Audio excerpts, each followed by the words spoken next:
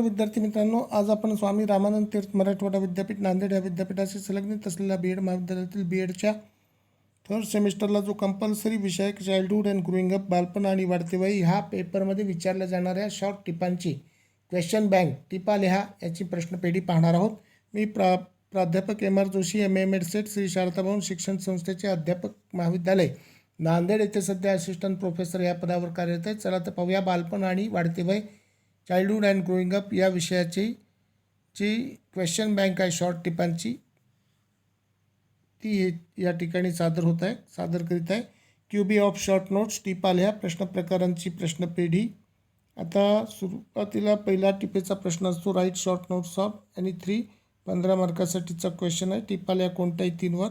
तर हा जो 15 मार्कासाठीचा क्वेश्चन आहे तो त्या ठिकाणी विचारला जातो. त्याच्यामध्ये 3 टिपा आपल्याला लिहायच्या असतात आणि ह्या टिपा कोणत्या कोणत्या युनिटवर कशा पद्धतीने विचारल्या जाणार आहेत त्या युनिट वाईज मागोवा आज आपण घेऊया.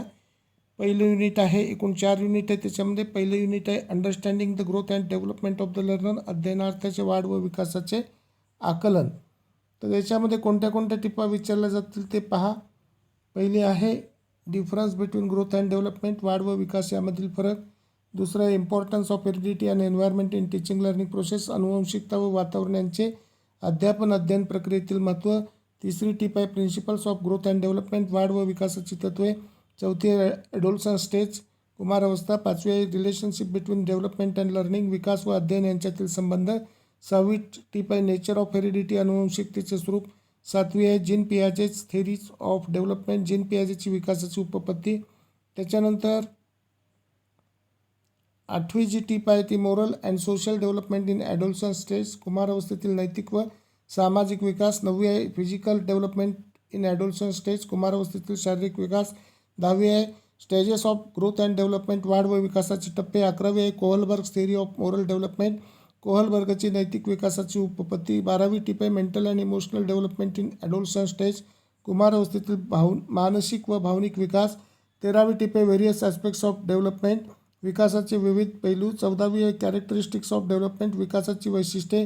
15वी टिप आहे implication of education of teachers with respect to adolescent stage, कुमारावस्थेच्या संदर्भाने शिक्षणाचे शैक्षणिक महत्त्व. त्याच्यानंतर 16वी टिप आहे implication of education of parents with respect to adolescent stage, कुमारावस्थेच्या संदर्भाने पालक शिक्षणाचे शैक्षणिक महत्त्व. 17वी टिप आहे हेरिडिटी अँड एन्व्हायरमेंट, अनुवंशिकता आणि वातावरण. 18वी टिप आहे कॉग्निटिव्ह थेरी ऑफ डेव्हलपमेंट, विकासाची बोधात्मक उपपत्ती. 19वी आहे social development in adolescent stage, कुमारावस्थेतील सामाजिक विकास. 20वी आहे importance of environment in teaching learning process, वातावरणाचे अध्ययन प्रक्रियेतील महत्त्व. आणि 21वी टिप आहे adolescent stage and its educational importance, कुमारावस्था आणि त्यांचे शैक्षणिक महत्त्व. अशा 21 टिपा पहिल्या युनिटवर पहिल्या घटकावर विचारल्या जाईल. दुसऱ्या युनिटवर काय पहा, दुसऱ्या युनिटचं नाव इंडिव्हिज्युअल डिफरन्सेस अँड पर्सनॅलिटी, व्यक्तिभेद आणि व्यक्तिमत्व. घटक क्रमांक 2. पहिली टिप आहे special needs of exceptional children, अपवादात्मक बालकांच्या विशेष गरजा. दुसरी आहे factors affecting on personality development, व्यक्तिमत्व विकासावर परिणाम करणारे घटक. तिसरी आहे ट्रेट थेरीज ऑफ पर्सनॅलिटी, व्यक्तिमत्वाच्या गुणतत्व उपपत्ती. चौथी आहे टाईप थेरीज ऑफ पर्सनॅलिटी, व्यक्तिमत्वाच्या वर्गतत्व उपपत्ती. 5वी आहे ऑलपोर्ट्स थेरी ऑफ पर्सनॅलिटी, व्यक्तिमत्व विकासाची ऑलपोर्टची उपपत्ती. 6वी फ्राईड्स थेरी ऑफ पर्सनॅलिटी, व्यक्तिमत्व विकासाची फ्राईडची उपपत्ती. 7वी इम्पॉर्टन्स ऑफ इंडिव्हिज्युअल डिफरन्सेस, व्यक्तिभेदाचे महत्त्व. 8वी टिप आहे एक्स्ट्रोवर्ट अँड इंट्रोवर्ट, बहिर्मुखी आणि अंतर्मुखी.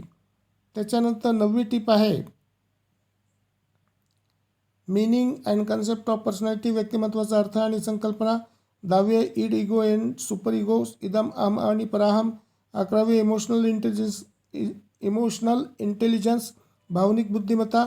12वी टिप आहे role of teacher in personality development, व्यक्तिमत्व विकासामध्ये शिक्षकाची भूमिका. 13वी टाईप्स ऑफ पर्सनॅलिटी, व्यक्तिमत्वाचे प्रकार. त्याच्यानंतर 14वी जी टिप आहे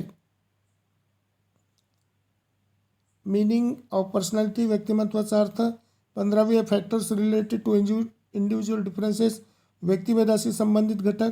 16वी आहे individual differences and its implication for learning, व्यक्तिभेद आणि त्याच्या अध्ययनावर होणारा परिणाम. अशा 16 टिपा युनिट 2वर विचारल्या जातील.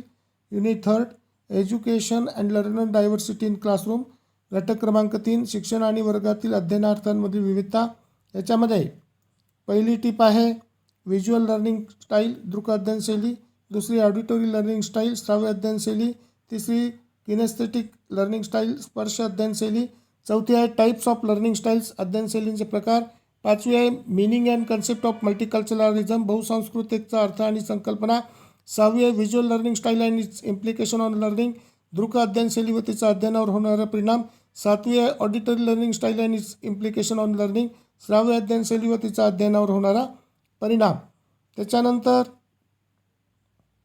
सातवी झाली. आठवी घ्या kinesthetic learning style and its implication on learning, स्पर्श अध्ययनशैली आणि तिचा अध्ययनावर होणारा परिणाम. नववी आहे role of teacher in multicultural classroom, बहुसांस्कृतिक वर्गात शिक्षकाची भूमिका.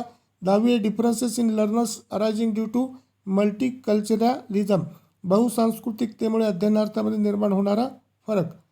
त्याच्यानंतर युनिट 4 काय पहा, political social and cultural domain and childhood and growing up, राजकीय सामाजिक आणि सांस्कृतिक क्षेत्रे आणि बालपण व वाढते वयोमान. याच्यामध्ये टीप आहे टाईप्स ऑफ मास मीडिया, बहुजन माध्यमांचे प्रकार.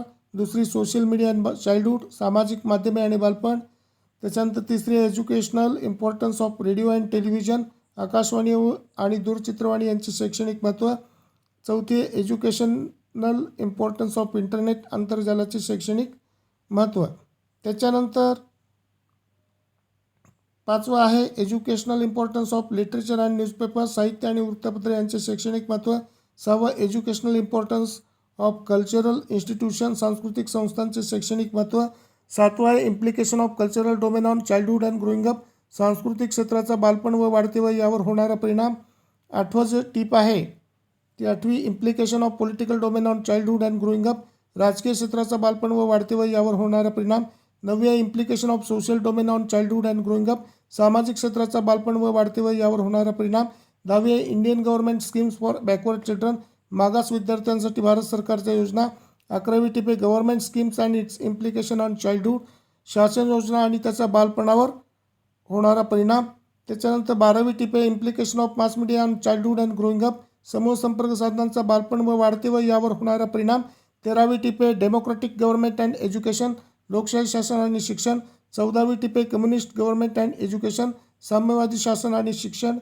15वी टिप आहे Indian government schemes for minority children, अल्पसंख्याक बालकांसाठी भारत सरकारच्या योजना. त्याच्यानंतर 16वी टीप आहे Indian government schemes for women education, महिला शिक्षणासाठी भारत सरकारच्या योजना. 17वी family and its implication on childhood, कुटुंब आणि त्याचा बालपणावर होणारा परिणाम.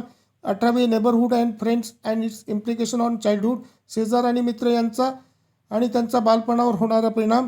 आणि 19वी टिप एज्युकेशन इन डिक्टेटरशिप, हुकुमशाही शासनातील शिक्षण. 20वी social values and customs and its implication on childhood, सामाजिक मूल्य आणि परंपरा आणि त्यांचा बालपणावर होणारा परिणाम. अशा 20 टिपा युनिट 4मध्ये असणार आहेत. तर या सगळ्या टिपा लिहा, प्राध्यापकांना दाखवा आणि त्यांचं मार्गदर्शन घ्या. Best of luck. थँक्यू. धन्यवाद. सबस्क्राईब करा, शेअर करा.